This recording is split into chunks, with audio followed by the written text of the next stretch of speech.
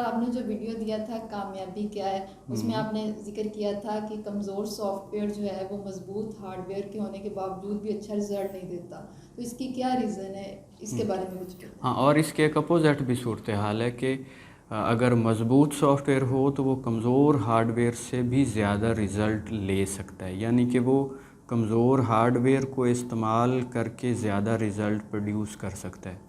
آپ نے ایم اے اردو کیا ہوا ہے، آپ کے لیے تو یہ بہت ہی آسان ہے۔ غالب نے بھی ایک جگہ یہ لکھا ہے کہ رگوں میں دوڑتے پھرنے کے نہیں ہم قائل، آنکھ سے جو نہ ٹپکے تو لہو کیا ہے، اور اس کو زیادہ جو ہے وہ بامانی اقبال نے کیا کہ رگوں میں گردش خون ہے تو اس سے کیا حاصل کہ حیات سوزے جگر کے سوا کچھ اور نہیں، یعنی آپ کا جسم بہت مضبوط بھی ہو اور اس جسم کو استعمال کرنے کے لیے جو آپ کے پاس جواز ہے اگر وہ کمزور ہو تو آپ زیادہ پرفارم نہیں کر سکتے۔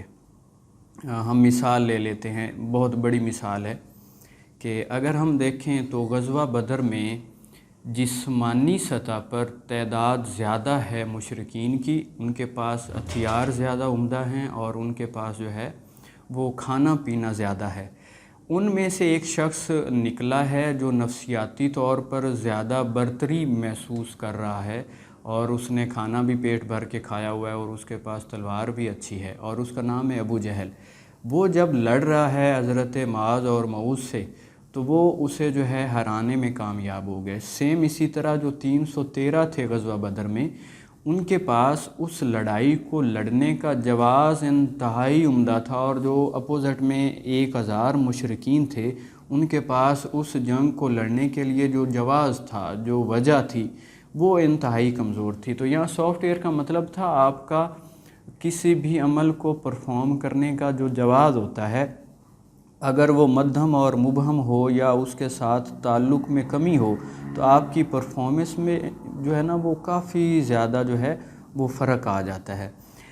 یا یوں سمجھ لیں، اگر ہم اس کو ون لائنر بنائیں تو وہ یہ ہے کہ طاقت جسم میں نہیں ہوتی بلکہ اس جسم کو عمل پر آمادہ کرنے والے جواز میں ہوتی ہے۔ جواز جتنا سٹرونگ ہوگا آپ کی پرفارمنس جو ہے وہ اتنی بامانی نتیجہ خیز اور پرزور ہوگی۔ جیسے اس کی ہم مثال لے لیتے ہیں، آپ کا فریم آف ریفرنس آج کی جنریشن کا موویز والا ہے تو ہم اس میں بات دیکھ لیتے ہیں۔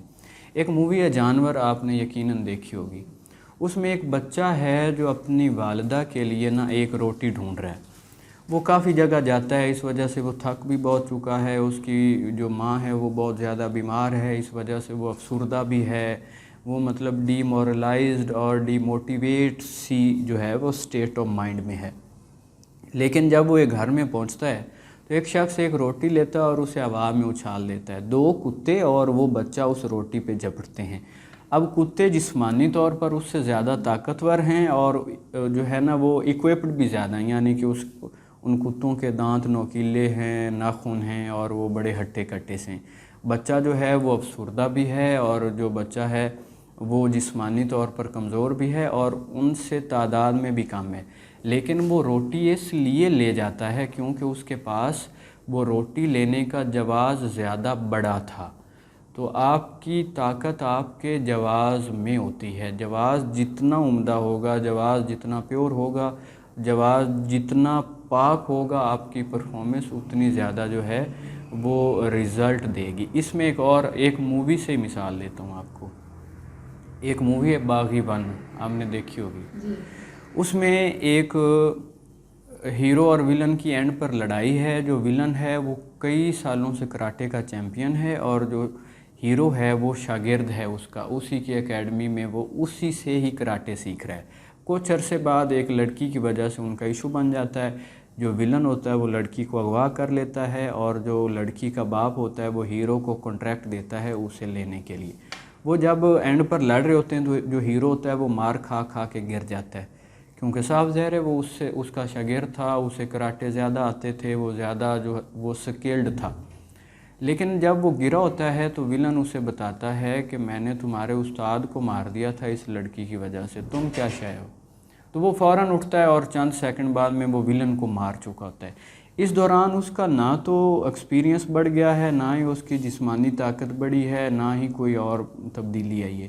تبدیلی صرف یہ آئی ہے کہ وہ پہلے لڑکی کے لیے لڑکی کا جواز تھا اس کی لڑائی کے پیچھے، اور پھر وہ لڑ رہا تھا اپنے استاد کے لیے۔ تو جب آپ کا جواز بڑا ہو جاتا ہے، آپ کی جو سکل کی بنیاد پر یا ایکسپیرینس کی بنیاد پر کمی ہوتی ہے، اس کو آپ کے جواز کا عمدہ ہونا جو ہے وہ پورا کر دیتا ہے، آپ جو ہے وہ زیادہ رزلٹ لے جاتے۔ ایک اور جگہ کی بات کرتے ہیں، باہوبلی 1 مووی بھی آپ نے دیکھی ہوگی، یہ بہت زیادہ دیکھی گئی۔ اس میں جنگ ہو رہی ہوتی ہے تو کسی وجہ سے کچھ دیر کے لیے ان کی جنگ کی جو پہلی لائن تھی وہ ٹوٹ جاتی ہے، تو ان کا ایک پنڈت کھڑا ہوتا ہے اور وہ کہتا ہے یہ بدقسمتی ہے یا یہ جو ہے نا وہ دیوتاؤں کا کوئی مسئلہ ہے کہ ہماری زمین پر پہلی دفعہ مخالف فوج کا جو ہے وہ جھنڈا لہرا رہا ہے۔ یہ مایوسی آہستہ آہستہ پوری فوج میں پھیل جاتی ہے اور وہ لڑنا چھوڑ دیتے ہیں۔ اب مایوسی کیا ہوتی ہے؟ آپ کا جواز زندگی جب مبہم ہو جائے اور مدھم ہو جائے تو ایسی کنڈیشن کو مایوسی کہتے ہیں۔ وہ فوج لڑنا چھوڑ دیتی، تو جو ہیرو صاحب ہوتے ہیں وہ کہیں آگے لڑ رہے ہوتے ہیں، وہ واپس آتے ہیں اور وہ پھر ایک تقریر کرتے ہیں۔ اس تقریر کے دوران انہیں ایک تیر بھی آ کر لگتا ہے لیکن ان کا رویہ نہیں بدلتا۔ اس وجہ سے جب وہ تقریر کرتے ہیں تو جو ان کا جواز کے عمل کے پیچھے جو وہ تھا نا، جنگ کے جواز کے پیچھے جو عمل کے پیچھے جو جواز تھا، وہ دوبارہ جو تھا وہ ایسے کریں کہ اسے نرشمنٹ مل جاتی یا اس کی ایک تزئین ہو جاتی ہے، اس کو نا وہ ایک نیا رنگ دے دیتا ہے۔ وہ فوراً پھر فوج جو ہے وہ دوبارہ لائنوں میں آتی، ان کی صفیں ٹھیک ہوتی ہیں، اور وہ جس جگہ وہ ایک مخالف فوج کا جھنڈا لٹک رہا تھا وہاں پر وہ ان کا ایک فوجی لٹکا دیتی تھوڑی دیر بعد میں۔ تو آپ کا اگر زندگی کا جواز بدل جائے یا کسی شے کا عمل بدل جائے، یہ مطلب عمل کے پیچھے جواز بدل جائے، تو آپ کا وہ رزلٹ زیادہ بامعنی ہو جاتا ہے۔ اس پر ایک اور آپ کو مثال لیتے ہیں اچیومنٹس کے بارے میں۔ فرض کریں کہ 2 لوگ ہیں جو گاڑی لینا چاہتے ہیں اور پوری دنیا میں صرف ایک گاڑی ہے جو کہ خریدی جا سکتی ہے، باقی سب کوئی بھی بیچنا نہیں چاہتا۔ وہ 2 لوگ ہیں، ایک گاڑی اس لیے لینا چاہتا ہے کہ اس کے پاس یہ جواز ہے کہ ہمارا میوزک آج کل بہت غلط جواز دیتا ہے چیزوں کے بارے میں۔ جواز یہ ہے کہ وہ گانا ہے نا، گڈی تو منگا دے تیل میں پوانی ہے، یعنی افیئرس ٹائپ، ایک نا مطلب کہ بےہودگی، یہ اس کے پاس جواز ہیں۔ یا وہ یہ چاہتا ہے کہ میں شریکوں کے دروازے سے گزروں گا تو انہیں جلن ہوگی، یا کچھ اور اسی طرح کے اس کے پاس غیر اخلاقی جواز ہیں۔ ایک شخص گاڑی اس لیے لینا چاہتا ہے کہ اس کی بیٹی یا بہن یا ماں یا بیوی وہ کہیں سفر کرتی ہیں تو ہماری جو پبلک ٹرانسپورٹ ہے وہ غیر اخلاقیت کے جو ہے نا وہ ایسے سمجھیں کہ نمائندے بنے ہوئے ہیں۔ جیسے آپ بھی سفر کرتے ہوں گے، رکشے کے پیچھے لکھا ہوا ہے رنگ صاف تے کرایہ معاف، یا اس میں بیہودہ سے گانے لگے ہوتے ہیں، یا اگر آپ پردہ کرتی ہیں تو لکھا ہوتا ہے جی آنکھیں تو نظر آتی ہیں، چہرہ چھپانے کا کیا فائدہ۔